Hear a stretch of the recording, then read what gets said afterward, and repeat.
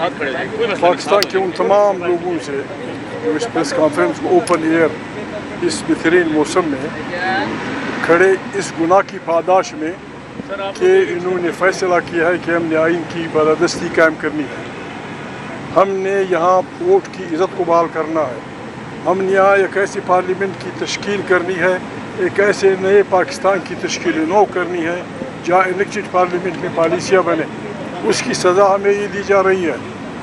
ہم اپیل کرتے ہیں ہر سننے والے مرد سے، ہر سننے والی عورت سے، ہر جج سے، ہر اس جرنیل سے، ہر اس جرنلسٹ سے، ہر اس پروفیسر سے جو آئین کی بالادستی پہ یقین رکھتا ہے کہ وہ ہماری اس لشکر میں شامل ہوں۔ یہ لڑائی آئین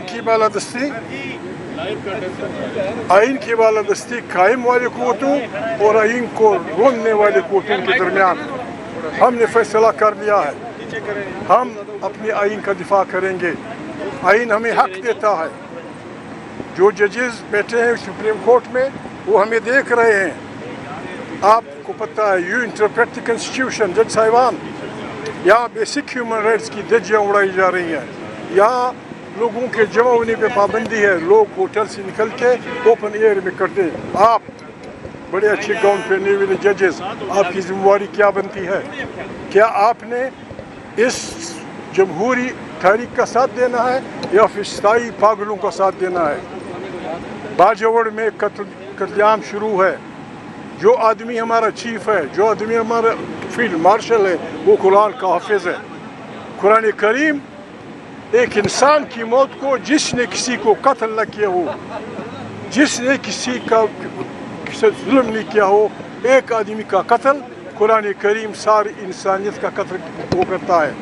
آپ نے باجوڑ میں اوپر سے ہیلی کاپٹر، نیچے سے گولیاں، وہ چھوٹے چھوٹے بچے، انہوں نے کیا گناہ کیا تھا؟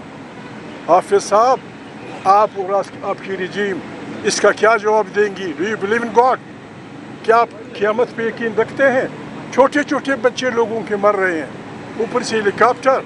یہ ہیلی کاپٹر اس دن کہاں تھے جب دریائے سوات میں سیالکوٹ کی پوری فیملی، ایک بوڑھا آدمی، ایک بوڑھی عورت، بچیوں سمیت 4 گھنٹے پڑے رہے، 4 گھنٹے۔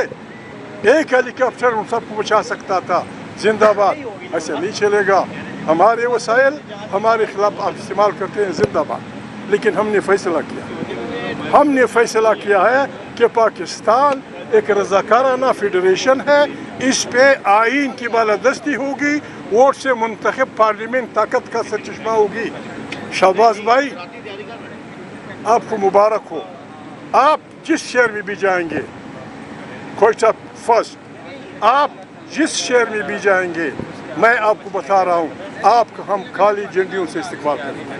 This is the decision of this organization۔ تحریک تحفظ آئین پاکستان کا یہ فیصلہ ہے کہ شہباز اور اس کے حوالدار اسپیکر جس شہر میں جائیں، ہماری پارٹیاں کالی جھنڈیوں سے ان کے استقبال کریں اور فسطائیت مرد آباد، جمہوریت زندہ باد کے نعرے لگائے۔ God bless you, thank you very much.